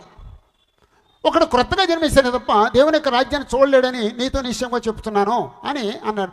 దేవుని యొక్క రాజ్యంలో ప్రవేశించడం, బాప్తిసం ఎందుకు పొందాలి? దేవుని రాజ్యంలో ప్రవేశించడానికి బాప్తిసం పొందాలి. అప్పుడు ఈ నీకోదేమో అనే ముసలాయన, అంటే మనం నీకోదేమో అంటాం, అక్కడ బైబిల్లో మాత్రం నీకోదేమో అని ఉందండి. నీకోదేమో అన్నప్పుడు ఏం కంగారు పడుతుంది, ఇదేంటి ఎలాగన్నా మిస్ స్పెల్ చేస్తున్నారు అనుకుంటారేమో. నేను మిస్ స్పెల్ చేయట్లేదు, కరెక్ట్గా చెప్తున్నాను. బైబిల్లో నీకోదేమో అని ఉంది, మనమే నీకోదేమో అంటాం. ఓకే, నీకోదేమో ఇది ఎలా సాధ్యం? ఎలా ఒక మనిషి క్రొత్తగానే ఎలా జన్మిస్తాడు? ముసలోడే మనుషులను జన్మిస్తాడు, తల్లి గర్భంలో ప్రవేశించి మళ్ళా జన్మిస్తాడా? ఇది ఎక్కడ సాధ్యం అన్నాడండి. ఆయన ఏ జన్మ గురించి మాట్లాడాడండి? శరీర జన్మ గురించి మాట్లాడుతున్నాడండి. అప్పుడు మళ్ళీ యేసుప్రభు ఆయనకి ఇంకా వివరంగా చెప్పారండి 5వ వచనంలో, లేకపోతే 4వ వచనం నేను మళ్ళీ చూస్తాను. అందుకు నీకోదేమో ముసలివాడైన మనుషుడు ఎలా జన్మింపగలడు? 2వ మారు తల్లి గర్భం మీద ప్రవేశించి జన్మింపగలడా అని ఆయన అడుగగా యేసు ఇట్లే, నేను ఒకడు నీటి మూలంగానో ఆత్మ మూలంగానో జన్మించితేనే కానీ దేవుని రాజ్యంలో ప్రవేశింపలేడని నీతో నిశ్చయంగా చెప్తున్నాను. నీటి మూలంగా జన్మించడం, ఆత్మ మూలంగా జన్మించడం. నీటి మూలంగా జన్మించడం అంటే బాప్తిసం పొందటం, ఆత్మూలంగా జన్మించడం అంటే పరిశుద్ధాత్మ పొందటం. ఆత్మ జన్మించడం అంటే నన్ను అమ్మ కన్నప్పుడు ఈ శరీరం జన్మించింది, నేను బాప్తిసం పొందినప్పుడు ఆత్మ జన్మించింది. అంతకుముందు ఆత్మ చచ్చిపోయింది. ఆత్మ ఎప్పుడు చచ్చిపోయిందండి? పాపం చేసినప్పుడు ఆత్మ చచ్చిపోయింది. ఆత్మ ఎప్పుడు బ్రతుకుతుంది? బాప్తిసం పొందినప్పుడు ఆత్మ బ్రతుకుతుంది. అలాగండి. అంటే ఒకవేళ మేలు ఎవరికైనా నాకు అంత క్లియర్గా లేదు, ఇంకా అర్థం కాలేదు అని చెప్పేసి అంటే ఈయన ఇక్కడే ఉంటారండి, రాజశేఖర్ గారు ఇక్కడే ఉంటారండి, భీమవరంలోనే గునుపూడిలోనే ఉంటారండి. ఆయన మీకు వివరంగా చెప్తారండి. ఈ రాజశేఖర్ గారు, ఆయన భార్య, ఆయన పెద్ద కొడుకు, ఆయన చిన్న కొడుకు, నలుగురు ఒకేసారి బైబిల్ ట్రైనింగ్ అయ్యారండి. ఎవడండి నలుగురికి సీట్ ఇచ్చినాడు ఎవడండి అంటారేమో, నేనేనండి ఇచ్చింది. నేను నలుగురికి ఇవ్వడం ఉద్దేశం ఏంటి తెలుసండి? వాళ్ళకి తెలియదంట సంగతి. ఈ ప్రాంతం నాకు బాగా తెలుసండి. ఈ ఏరియాలోనే పుట్టాను నేను, ఈ ఏరియాలో పెరిగానండి, ఈ ఏరియాలోనే చదువుకున్నానండి. నాకు ఈ ఏరియా అంతా తెలుసండి. మనం తాటేకులు బాగా కడతా ఉంటామండి. నాకు ఆ వ్యాపారం ఉందండి, తాటేకుల వ్యాపారం ఉందండి. ఎవరనేది చెప్తే మేము తాటేకులు కట్టుకోండి చిన్నప్పుడు, అలాంటి వ్యాపారం మాకు ఉందండి. అంటే ఇది ఏరియా నాకు తెలుసండి. ఒకవేళ రాజశేఖర్ ఒక్కడే ట్రైనింగ్ అయ్యాడు అనుకోండి, వచ్చి అమ్మాయి నేను ట్రైనింగ్ అయ్యాను ఇది సత్యం అన్నాడు అనుకోండి, ఆమె ఒప్పుకుంటుందండి? ఏదండి ఆవిడ కనపడలేదు. ఆమె ఒప్పుకుంటుందండి? ఎల్లవయ్య ఏదో ట్రైనింగ్కి వెళ్ళి కొత్త మాటలు చెబుతున్నావు అంటుందండి. పోనీ వీళ్ళిద్దరికి ఇచ్చామనుకోండి ట్రైనింగ్, వీళ్ళిద్దరు వచ్చి నానా మేము ట్రైనింగ్ ఏమన్నాను ఇలాగంటున్నానా దీని అర్థం ఇది అంటున్నాను అంటే ఆ కొడుకు ఏమంటాడు? ఇంత రావు ఉంటాడండి. ఆ కొడుకు ఏమంటాడండి? అయ్యా వెళ్ళమ్మా చెప్పావుగానే అంటాడండి. నలుగురు ట్రైనింగ్ ఇస్తే ఏం చేస్తానండి? ఆ నలుగురు ఒక మాట మీద ఉంటుంది. అమ్మ నలుగురు ఒక మాట ఉంటే స్ట్రాంగ్గా ఉంటుందమ్మా, ఉంటుందండి. అందుకేనండి నలుగురికి ఇచ్చింది. మీరందరూ కాదన్నా సరే ఆ నలుగురు ఒకళ్ళు పట్టుకుని ప్రార్థన చేసుకుంటారండి. నాయన మేము చెప్పాం మరి వీళ్ళు అందరూ వింటలేదు, వీళ్ళందరూ తిరగబడుతున్నారు, నువ్వు మమ్మల్ని బలపరచని నలుగురు చేతులు పట్టుకుని ప్రార్థన చేసుకుంటారండి. అందుకు నలుగురికి ట్రైనింగ్ ఇవ్వటం అండి. రండి వీళ్ళు ఎవరైనా ట్రైనింగ్కి వెళ్తారండి. మోసం ట్రైనింగ్ ఉండదండి, అబద్ధాల ట్రైనింగ్ ఉండదండి. దేవుని యొక్క వాక్యాన్ని ఉన్నదుండగా నేర్పుతామండి. ప్రతి పుస్తకాన్ని వర్డ్ టు వర్డ్ చదువుతామండి. రండి వీళ్ళు ఎవరైనా సరే ట్రైనింగ్కి రావాలనుకుంటారండి. ఈ ప్రాంతం నాకు చాలా ఇష్టం అండి. ఈ ప్రాంతంలో ఎంతమంది వచ్చినా సరే మేము సీట్ ఇస్తామండి.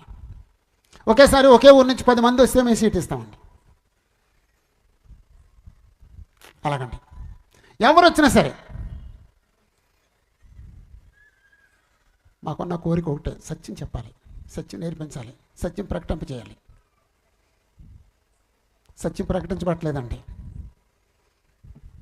ఓకే, బాప్తిజం ఎందుకు పొందాలండి? నెంబర్ 1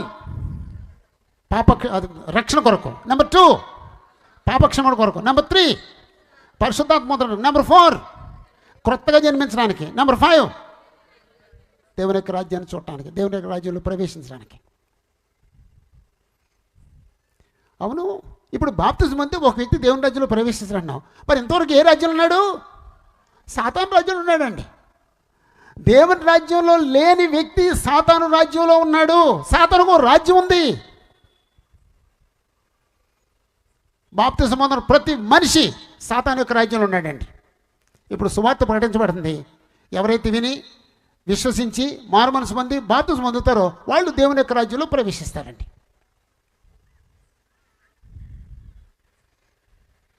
నేను మొట్టమొదట దేవుని యొక్క రాజ్యంలో ప్రవేశించాను. నేను ఎవరిని రక్షించుకున్నానో తెలుసండి? మా అమ్మగారిని రక్షించుకున్నానండి. మా నాన్నగారికి చెప్పాను. మా నాన్నగారు అది లూథరన్ మిషన్ బ్లడ్ రా అని ఒకడండి ఆయన సిఆర్ గారు అండి, ఇనివాడు కదండి. మా అమ్మగారు మాత్రం చాలా మెత్తన హృదయం అండి. ఆమెకు వాక్యం చెప్తే ఆమె వెంటనే అంగీకరించి ఆమె రక్షించబడిందండి. నేను నా తల్లిని రక్షించుకున్నానండి, నా భార్యను రక్షించుకున్నానండి. తర్వాత మా నాన్నగారు అంటే నేను ఎప్పుడన్నా మీరు ఆ చర్చి బిల్లులో చెప్తాను, ఓ బొమ్మ వేసి చెప్తాను. ఆ బొమ్మ వేస్తే ఆయన నాన్న నాకు ఇప్పుడే బాప్తిజం రా అన్నాడండి. నేను మా నాన్నగారిని రక్షించుకున్నానండి, మా అక్కగారిని రక్షించుకున్నానండి, నా పెద్ద కూతురిని రక్షించుకున్నానండి, నా చిన్న కూతురు ఇక్కడే ఉందండి. నా చిన్న కూతురిని రక్షించుకున్నానండి, నా పెద్ద కొడుకుని రక్షించుకున్నాను, నా చిన్న కొడుకుని రక్షించుకున్నానండి, నా కుటుంబ సభ్యులందరినీ రక్షించుకున్నాను, నా పెద్ద మనవడు రక్షించుకున్నాను, నా చిన్న మనవడు రక్షించుకున్నాను, నా 3వ మనవడు రక్షించుకున్నాను. ఇక్కడే ఉన్నాడు 3వ మనవడు. నా 4 మనవరాలు రక్షించుకున్నాను, 5 మనవడు రక్షించుకున్నాను. ఇంకెంతమంది ఉన్నారా? 2 ఇంకా 6 ఇక్కడే ఉందండి. ఓ బక్కమ్మాయి ఉంటుందండి. మొత్తం భీమవరానికే బక్కమ్మాయి అండి. ఆమె 6 కదా. ఇంకొక 2 ఉన్నారండి. దేవుని చేతులు అయితే దేవుడు నాకు ఆశిస్తే వాళ్ళిద్దరిని కూడా నేను వాక్యం చెప్పి రక్షణలో నడిపించుకుంటానండి. అదండి నా స్పిరిట్. అదండి నేనదండి. నా భార్యను రక్షించుకోవడం గొంతులు వేయట్లేదండి. నేను కొడుకుని కూతురిని రక్షించుకోకుండా గొంతులు వేయట్లేదండి. వాళ్ళందరికీ వాక్యం చెప్పుకుని వాళ్ళందరినీ రక్షణ నడిపించుకుని నేను ధైర్యంగా దేవుని యొక్క వాక్యాన్ని బోధిస్తున్నానండి. ఓకే, 6 అయిపోయింది. 7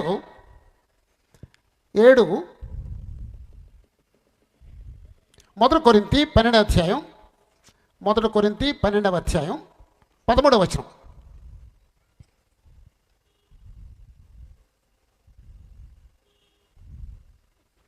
మొదటి కొరింథీ 12వ అధ్యాయం 13వ వచనం, లేకపోతే 12, 13 కలిపి చదువుదాం. 12వ వచనం నుండి, ఎలాగూ శరీరము ఏకమై ఉన్నను అనేకమైన అవయములు కలిగి ఉన్నదో, ఎలాగూ శరీరం యొక్క అవయములన్నీ అనేకములై ఉన్నను ఒక్క శరీరమై ఉన్నదో, అలాగే క్రీస్తు ఉన్నాడు. ఎలాగనగా యూదులమైనను గ్రీసు దేశస్థులమైనను దాసులమైనను స్వతంత్రులమైనను మనమందరము ఒక్క శరీరములోనికి ఒక్క ఆత్మయందే బాప్తిసం పొందితిమి. మనమందరము ఒక్క ఆత్మను పానము చేసిన వారమైతిమి. మనమందరము ఒక్క శరీరములోనికి, ఒక్క శరీరముగా ఉండుటకు, ఒక్క శరీరంలోనికి. శరీరం అంటే ఏంటండి? శరీరం అంటే ఏంటండి? ఎవరో చెప్పారు ఇక్కడ. శరీరం అంటే సంఘము. అంటే ఒక మనిషి బాప్తిసం పొందితే ఎక్కడ ప్రవేశిస్తున్నాడండి? సంఘంలోకి ప్రవేశిస్తున్నాడండి. రాజశేఖర్ గారు ఈ ప్రాంతంలో దేవుని యొక్క సేవ చేస్తున్నారు. ఒకవేళ బాప్తిసం పొందకుండా మీరు ఎన్ని సంవత్సరాలు ఆ చర్చ్ బిల్డింగ్కి వచ్చి ఆరాధన చేసినా సరే అక్కడ చర్చ్ మెంబర్ కాదండి. ఎప్పుడు చర్చ్ మెంబర్ అవుతారండి? బాప్తిసం పొందినప్పుడే చర్చ్ మెంబర్ అవుతారండి. ఒక్క శరీరముగా ఉండుటకు, ఒక్క శరీరములోనికి. అంటే బాప్తిసం పొందేది ఏడోది క్రీస్తు యొక్క శరీరంలోనికి, క్రీస్తు యొక్క సంఘంలోనికి. అందుకు బాప్తిసం పొందాలండి. అంతే తప్ప పెళ్ళిళ్ళ కోసం కాదండి, గొప్పల కోసం కాదండి, ఉద్యోగాల కోసం కాదండి, పిల్లల చదువు కోసం కాదండి, ఇంకా దేనికి అవసరం కాదండి. సమాధుల దొడ్లో స్థలం కోసం కాదండి. ఒకసారి అది జరిగిందండి. ఒక ఆయన వచ్చి బాప్తిసం పొందమాట. ఏంటి సంగతి అంటే, మీకు మెంబర్షిప్ ఉంది కదండి, సమాధుల దొడ్లో మాకు స్థలం దొరికి, మీ దగ్గర మీ మిషన్లోకి వస్తే, మీ సంఘంలోకి వస్తే మాకు సమాధుల దొడ్లో స్థలం ఉంటుంది. అందుకోసం కాదండి బాప్తిసం. పరలోకంలో స్థలం కోసం బాప్తిసం పొందాలండి. క్రీస్తు యొక్క సంఘంలో సభ్యత్వం కోసం బాప్తిసం పొందాలండి. దేవుని యొక్క రాజ్యంలో పౌరసత్వం కోసం బాప్తిసం పొందాలండి. రక్షణ కొరకు, పాపక్షమాపణ కొరకు, పరిశుద్ధాత్మ వరం పొందడం కొరకు, క్రొత్త జన్మ కొరకు, దేవుని యొక్క రాజ్యంలో ప్రవేశించడం కొరకు, క్రీస్తు యొక్క సంఘంలో ప్రవేశించడం కొరకు. అందుకు బాప్తిసం పొందాలండి. ఇవన్నీ ఆత్మ సంబంధమైనవా, శరీర సంబంధమైనవా? ఆత్మ సంబంధమైనవి. బాప్తిసం పొందితే ఏం జరుగుతుందో తెలుసండి. రోమపత్రికలో అపోస్తలుడైన పౌలు 6వ అధ్యాయంలో 3 సంగతులు జరుగుతాయి అన్నాడండి. 3 గొప్ప సంగతులు జరుగుతాయి అని చెప్పేసి అన్నాడండి. రోమపత్రిక 6వ అధ్యాయం 3వ వచనం నుండి 5వ వచనం వరకు. రోమపత్రిక 6వ అధ్యాయం 3వ వచనం. ఇక్కడ హెడ్డింగ్ ఏంటంటే బాప్తిసంలో ఏమి జరుగుతుంది,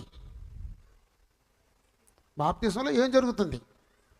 రోమా 6, 3, 5 వచనాల్లో లేదా 11వ వచనం వరకు అదే విషయం. 5 వచనం సరిపోద్ది. అక్కడ ఏం జరుగుతుందంటే, బాప్తిసం పొందినప్పుడు మనం యేసు ప్రభుతో పాటు చనిపోతాం. బాప్తిసం పొందినప్పుడు యేసు ప్రభుతో పాటు సమాధి చేయబడతాం. బాప్తిసం పొందినప్పుడు యేసు ప్రభుతో పాటు తిరిగి లేస్తాం. యేసు ప్రభువు మరణ, సమాధి, పునరుత్థానంలో పాలు పొందుతాం. అదండి బాప్తిసంలో జరిగేది. నేను ఒకసారి కన్ఫర్మేషన్ కోసం, మీకు అందరికి అర్థం అవడం కోసం నేను ఒకసారి చదువుతాను. ఒకసారి చూడండి. 3వ వచనం. క్రీస్తు యేసులోనికి బాప్తిసం పొందిన మనం అందరము ఆయన మరణములోనికి బాప్తిసం పొందుతామని మీరు ఎరగరా అనండి. బాప్తిసం పొందితే ఎక్కడ పొందుతున్నామండి? ఆయన మరణములోనికి. 4వ వచనం.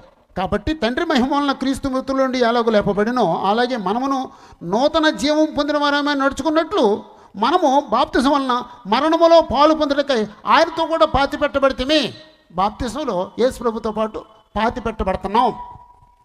5వ వచనంలో, మరియు ఆయన మరణం యొక్క సాదృశ్యమందు ఆయనతో ఐక్యము గలవారమైన ఎడల ఆయన పునరుద్ధానం యొక్క సాదృశ్యమందును ఆయనతో ఐక్యము గలవారమైందను ఆయన పునరుద్ధానంలో పాలు పొందుతున్నాం. ఒకసారి ఇలా గమనించండి. ఆయన మరణంలో పాలు పొందుతాం, ఆయన సమాధిలో పాలు పొందుతాం, ఆయన పునరుద్ధానంలో పాలు పొందుతాం. ఆయనతో పాటు చనిపోతాం, ఆయనతో పాటు సమాధి చేయబడతాం, ఆయనతో పాటు తిరిగి లేస్తాం.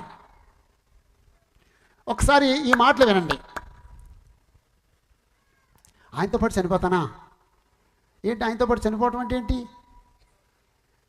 ఆయనతో పాటు చనిపోవటం అంటే ఏంటి? చనిపోవటం అంటే శారీరకంగా చనిపోతానా, ఆత్మీయంగా చనిపోతానా, పాపాల విషయంలో చనిపోతానా? శారీరంగా చనిపోవడం అంటే ఈ శరీరం ఇక్కడే ఉంటుంది, ఆత్మదేవుడి దగ్గరికి వెళ్ళిపోద్ది. అది శరీర జన్మ, శరీర మరణం. ఆత్మీయ మరణం అంటే శరీరం ఇక్కడే ఉంటుంది, ఆత్మ దేవుడి నుంచి వేరైపోద్ది. అంటే పాపం చేస్తే సంభవించేది ఆత్మీయ మరణం. మరి మూడోది ఏంటండి? పాపం విషయంలో చచ్చిపోవటం అండి. అది మామూలు మాట కాదండి. పాపం విషయంలో చచ్చిపోవటం ఒక క్రైస్తవుడికి ఎలాంటి అనుభవం ఉండాలంటే, క్రైస్తవుడు బాప్తిజం, ఒక వ్యక్తికి బాప్తిజం పొందిన తర్వాత బాప్తిజం పొందిన క్రైస్తవుడి దగ్గరికి ఓ ఫ్రెండ్ వచ్చి, ఒరే ఇవాళ సంక్రాంతిరా, అందరూ తాగుతారా, మనం తాగుతారా అని చేపట్టుకుంటే ఏమనాలండి? ఒక క్రైస్తవుడిని ఒక పాత స్నేహితుడు వచ్చి తాగుదాంరా అని చెప్పి చేయి పట్టుకుంటే ఏమనాలండి?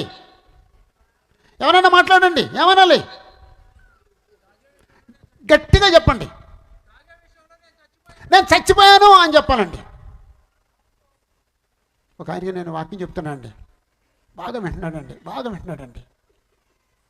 సరిగ్గా 13వ తేదీ వచ్చిందండి. 13వ తేదీని కూడా వాక్యం చెప్పినట్టున్నాను. వాక్యం చెప్పి ఇంటికి వెళ్ళిపోయాను. తెల్లారితే 14 వెళ్ళిపోయాడండి. 14 నేను వాక్యం చెప్పడికి వెళ్ళాను. అన్నయ్య లేరు అన్నయ్య అంది. ఏమ్మా ఎక్కడికి వెళ్ళాను? వెళ్ళిపోయాడు అన్నయ్య.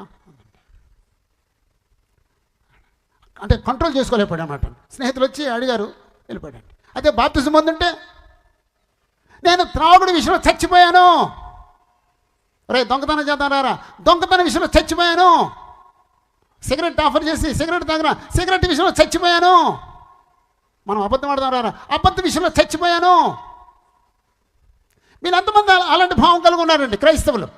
బాప్తిజం పొందిన వాళ్ళు పాప విషయంలో చచ్చిపోయాననే భావం ఎంతమందికి ఉందండి? ఉన్నవాళ్ళు చేయొద్దండి. ఒక్కళ్ళు లేరా? పాప నువ్వు చచ్చిపోయిన భావం మీకు లేదా? మరే చేయట్లేదే. అది ఒక్క చేయలు ఇచ్చిందండి అక్కడ. నిజంగా అలాంటి భావం ఉందమ్మా? థ్యాంక్స్ అమ్మా. మీకు లేదండి? ఇటు తిరిగానండి ఇప్పుడు. మీకు లేదు? ఈయన ఎలాగెత్తుతున్నాడు తెలుసండి బాబా, మీరే అన్నట్టు ఎత్తుతున్నాడండి. క్రైస్తవుడు ఎలాంటి భావం ఉండాలి తెలుసా అండి? నేను పాప విషయంలో చచ్చిపోయాను. 2, యేసు ప్రభుతో సమాధి. ఏం సమాధి చేస్తాం? గత జీవితం అంతా సమాధి చేస్తాం, మన గత జీవితం తెచ్చుకోం. నేను యేసు ప్రభుని నమ్ముకున్నాడు ఎలా ఉంటాడు తెలుసా? పెద్ద రౌడీని ఆ చెప్పుకున్నాడు గతాన్ని సమాధి చేయలేదంటాడు. గతాన్ని గొప్పగా చెప్పేవాడు గత జీవితాన్ని సమాధి చేయలేదండి. 3, యేసు ప్రభుతో పాటు తిరిగి లేచాడు, యేసు ప్రభుతో పాటు చనిపోయాడు, యేసు ప్రభుతో పాటు సమాధి చేయబడ్డాడు, యేసు ప్రభుతో పాటు తిరిగి లేచాడు. ఎందుకు తిరిగి లేచాడండి? 4వ వచనంలో మాట ఉందండి. ఒకసారి చూడండి, 4వ వచనంలో ఒక మాట ఉంది, నూతన జీవము పొందిన వారమే నడుచుకున్నట్లు. ఎందుకంటండి? నూతన జీవం కలిగిన వారమే నడుచుకున్నట్లు. నూతన జీవంతో నడుచుకుంటానికి అంటే క్రొత్త జీవితాన్ని జీవించడానికి. అదండి బాప్తిజంలో జరిగేది. బాప్తిజంలో యేసు ప్రభుతో పాటు చనిపోతాం, యేసు ప్రభుతో పాటు సమాధి చేయబడతాం, యేసు ప్రభుతో పాటు తిరిగి లేస్తాం.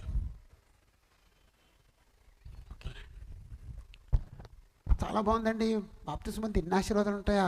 యేసు ప్రభుతో పాటు చనిపోతానా, యేసు ప్రభుతో పాటు సమాధి చేయబడతానా, యేసు ప్రభుతో పాటు తిరిగి లేస్తానా, చాలా బాగుందండి అన్నారు. అప్పుడు నేను ప్రశ్న వేస్తాను, ఎప్పుడు బాప్తిజం పొందాలండి? ఎప్పుడు పొందాలండి? రాజశేఖర్ గారు ఎప్పుడు బాప్తిజం పొందాలండి? వెంటనే, నేడు అని సమయం ఉండగానే. రేపు మంద కాదు, నేడు అని సమయం ఉండగానే. 1 కొరింథీ కాదు 2 కొరింథీ 6వ అధ్యాయం, 2 కొరింథీ 6వ అధ్యాయం 2వ వచనం. అనుకూల సమయమందు నేను నీ మొర ఆలకించితిని, అనుకూల సమయమందు నీ మొర ఆలకించితిని, రక్షణ దినమందు నిన్ను ఆదుకుంటుని అని ఆయన చెప్పుచున్నాడు కదా. ఇదిగో ఇప్పుడే మిక్కిలి అనుకూలమైన సమయము, ఇదిగో ఇదే రక్షణ దినము. ఎప్పుడంటండి రక్షణ దినం? ఎప్పుడు? రేపా ఎల్లుండా? ఇప్పుడే, ఇదే రక్షణ దినం. నిజంగా యేసుప్రభు నీ కొరకు చనిపోయాడు అని నువ్వు గ్రహిస్తే, నువ్వు చనిపోవలసిన స్థానంలో యేసుప్రభు చనిపోయాడు అని నీకు అర్థమైతే, ఇదే రక్షణ దినం. ఈవేళే, రేపు కాదు. ఒకవేళ దేవుడికి అనుగ్రహించి రేపు మనకి ఇస్తే ఓకే. ఒకవేళ రేపు ఉండకపోవచ్చు. ఒకవేళ ఈవేళ యేసుప్రభు వస్తే రేపు ఉంటుందండి? ఉండదండి. అంచేత ఇక్కడ ఏమంటాడంటే, ఇదిగో ఇప్పుడే మిక్కిలి అనుకూలమైన సమయము, ఇదిగో ఇదే రక్షణ దినము.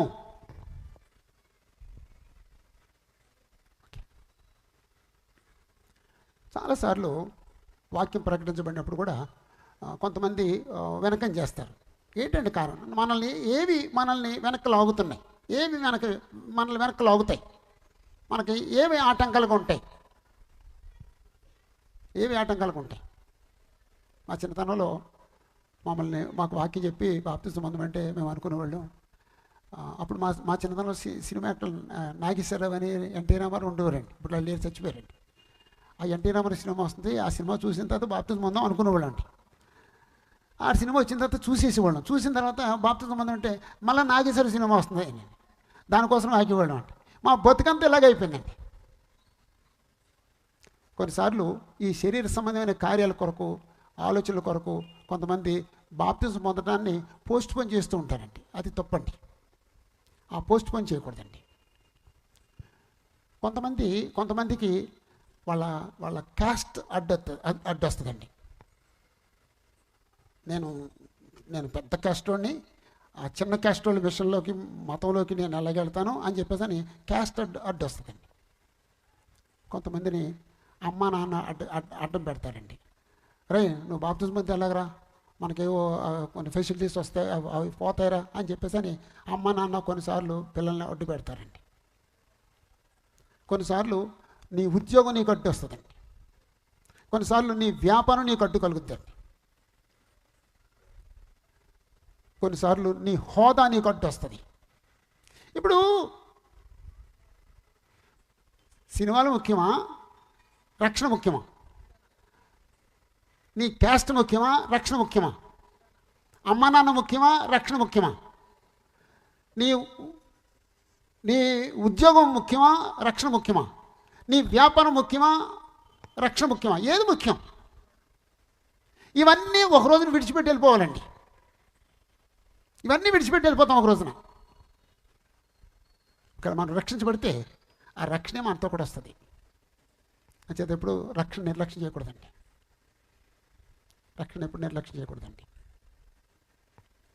బాప్తిజం పొంది రక్షించబడి ఆ రక్షణలో కొనసాగాలండి. బాప్తిజం పొందితే, బాప్తిజం పొందిన వ్యక్తి పరిశుద్ధుడండి. బాప్తిజం పొందిన వ్యక్తి దుర్నీతిపరుడా, నీతిపరుడా? దేవుడు నీతిమంతుడిగా ఎంచుతాడండి. ఎన్నడూ పాపం చేయని వ్యక్తికి ఎంచుతాడు. బాప్తిజం పొందిన వ్యక్తి పరిశుద్ధాత్మ పొందినవాడా, పరిశుద్ధాత్మ పొందినవాడండి. బాప్తిజం పొందిన వ్యక్తి దేవుడితో క్రొత్త ఒప్పందం చేసుకున్నవాడా, ఒప్పందం లేనోడా? దేవుడితో క్రొత్త ఒప్పందం చేసుకున్నవాడు. పాత నిబంధన కాలంలో మనుషులేమో పాత ఒప్పందంలో ఉన్నారు.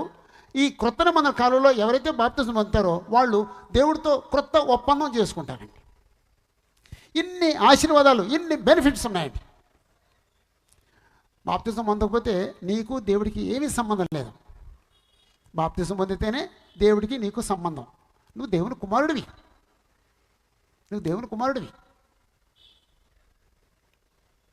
అందుకని నీకోదేమో అనే ఆ పెద్ద ఆయనతో యేసుప్రభు ఇవన్నీ చెప్పిన తర్వాత ఆయనకి అర్థం కాలేదండి. అందుకే యేసుప్రభు అన్నారు, నువ్వు ధర్మశాస్త్రోపదేశంలో ఉండి ఈ సంగతులు నీకు తెలియవా అన్నారండి. కొన్నిసార్లు పెద్ద పెద్ద బోధకులకు కూడా ఈ సంగతులు తెలియవండి. ఈ ప్రాంతంలోనే ఈ ఊరికి దగ్గరగా ఉండే ఒక ఊరిలో మేము ఉండేవాళ్ళం. అక్కడ మాకుండే మా పాస్టర్ గారి దగ్గరికి వెళ్ళానండి. పాస్టర్ గారండి, బాప్తిజం అంటే ముంచడం అంటున్నారు, ఏంటండి అంటే, బాబు మరి పాత నిబంధన కాలంలో ప్రోక్షించడం అనేది ఉంది, హెబ్రీ పత్రికలో ఆ విషయం ఉంది అన్నాడండి. నేను అన్నాను, మరి పాత నిబంధన కొట్టివేయబడుతుంది అన్నారు కదండి. అవును, పాత నిబంధన కొట్టివేయబడుతుంది అంటే నేను ఒక అర్జెంటుగా ఊరు వెళ్తున్నాను, మళ్ళీ వచ్చిన తర్వాత మాట్లాడతాను అన్నాడండి. అప్పుడు నేను ఆయనతో అనలేదు, నేను మనసులో అనుకున్నాను, నువ్వు చెప్పలేవు, నేను మళ్ళీ నీ దగ్గరికి రాను అని వెళ్ళిపోయానండి. అంచేత నువ్వు రక్షించబడటానికి నీ నాయకుడు ఎవరైనా నీకు ఆటంకం ఉన్నాడా? నీ నాయకుడు నీతో పాటు రాడు. దేవుని యొక్క తీర్పులు నువ్వు ఒక్కడే నిలబడతావు. నాయనా నాకు వాక్యం అందింది, వాక్యం అర్థమైంది, నేను రక్షించబడ్డాను అని చెప్పాలి. నాకు వాక్యం అందింది, నేను గ్రహించాను, కానీ మా నాయకుడి కోసం నేను వాక్యాన్ని అంగీకరించలేదు అని చెప్పేసి అంటే యేసుప్రభు ఏమంటాడండి? నేను ముఖ్యమా, నీ నాయకుడు ముఖ్యమా? నా వాక్యం ముఖ్యమా, నీ నాయకుడు ముఖ్యమా అని అడుగుతారండి. అంచేత ఒకవేళ నీ నాయకుడే నీకు ఆటంకమేమో జాగ్రత్త. ఓకే, ఈరోజు వాక్యం వీళ్ళు ఎంతమందికి అర్థమైందండి? అర్థమైతే చేయొద్దండి, అర్థం కాకపోతే వదిలిపెట్టేద్దాం. థ్యాంక్ యూ అండి. మీకు వాక్యం అర్థమైంది. మీరు ఎంతమంది కన్విన్స్ అయ్యారు, ఒప్పుకున్నారు? బాప్తిజం అంటే రక్షణ అని ఎంతమంది ఒప్పుకున్నారు? Okay, thank you. ఇంకా మాకు స్పష్టంగా లేదండి, ఇంకా కొంచెం అలా ఇంకా ఇంకా వివరంగా వినాలని ఉంది అని మీరు ఎంతమందికి అనిపిస్తుందండి? ఇంకా వినాలి అని, ఇంకా వినాలనుకుని మన రాజశేఖర్ గారు ఉన్నారండి. ఆయన కేవలం దేవుని యొక్క సేవ కొరకు సమర్పించుకున్న వ్యక్తి. ఈ పట్టణంలో ఉంటారు. ఆయన దగ్గరకు వస్తే ఇంకా మీకు స్పష్టంగా చెప్తారు. నేను పెద్ద పాఠాన్ని 1 గంట 20 నిమిషాలు చెప్పానండి. నేను ముగించేస్తాను. కానీ నేను మాత్రం మనస్ఫూర్తిగా కోరుకుంటున్నానండి, మీరందరూ రక్షించబడాలని, మీరందరూ దేవుని కుమారులు, దేవుని కుమార్తెలు అవ్వాలని, మీరందరూ దేవుని యొక్క రాజ్య పౌరులు అవ్వాలని, క్రీస్తు యొక్క సంఘంలో సభ్యులు అవ్వాలని నేను మనస్ఫూర్తి కోరుకుంటున్నానండి. దోషారోపణ లేని మనసాక్షితో ఆనందంగా బ్రతకాలని కోరుకుంటున్నాను. మీరు, మీ కుటుంబం అందరూ, మీ కుటుంబం అంతా, మీరంతా ఆ ఉద్దేశంతోనే ఈ సువార్త కూటాలే ఏర్పాటు చేయబడ్డాయి. ఆ ఉద్దేశంతోనే రాజశేఖర్ గారు నాయకత్వంలో ఇక్కడ ఉన్న సంఘం అంతా కూడా గట్టిగా కృషి చేస్తున్నారండి. మీరందరూ రక్షించబడాలని, మీరందరూ బాప్తిజం పొందాలని నేను మనస్ఫూర్తి కోరుకుంటూ ముగిస్తున్నానండి. మీరందరూ రక్షించబడి దేవుని బిడ్డలు, దేవుని కుమారులు, దేవుని కుమార్తెలు అవ్వండి. అందరికీ వందనాలండి.